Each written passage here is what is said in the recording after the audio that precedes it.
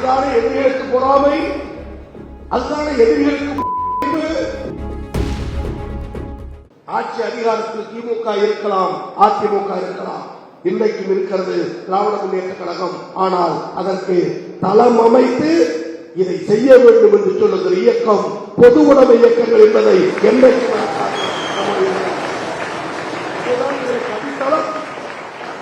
திராவிட சிந்தனை வேறு, பொது உடைமை வேறு என்று எண்ணுபவர்களாக அல்ல.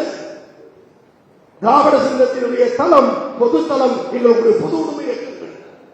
நினைவாளர்கள் அன்பு தலைவர் கலைஞர் சொன்னார், நான் பெரியாரையும் அண்ணாவையும் பார்க்காமல் இருந்திருந்தால் நான் முன்னுடைய கம்யூனிஸ்ட் வாதியாக தான் வாழ்ந்திருப்பேன். அத்தாட்சி வேண்டும். அவருடைய வளர்ப்புகள் நாங்கள், அவருடைய பிள்ளைகள் நாங்கள், அவருடைய ரத்தங்கள் நாங்கள், அவருடைய திசுக்கள் நாங்கள்.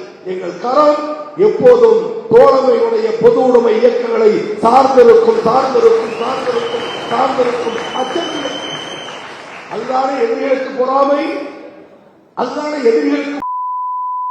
விலக மாட்டேன் என்கிறார்களே, விரிய மாட்டேன் என்கிறார்களே, பிரிய மாட்டேன் என்கிறார்களே. அண்ணா அறிவாலயத்தில் வாசற்படி நின்று கொண்டு நாக்கை தொங்க போட்டுக் கொண்டு காத்திருக்கிறார்கள்.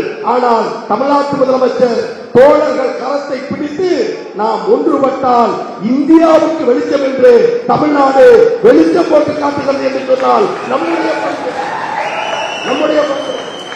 எனவே ஆரவாரம் அதிகரிக்கிறது.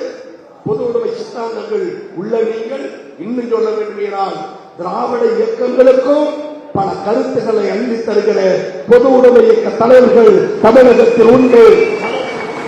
அறிவோடு எண்ணி பார்த்து நம்முடைய முதல்வர் சொன்னதை போல் அடிக்கடி வந்து போகக்கூடியவர் நம்முடைய உயர்கல்வித்துறை அமைச்சர் என்று சொன்னார்.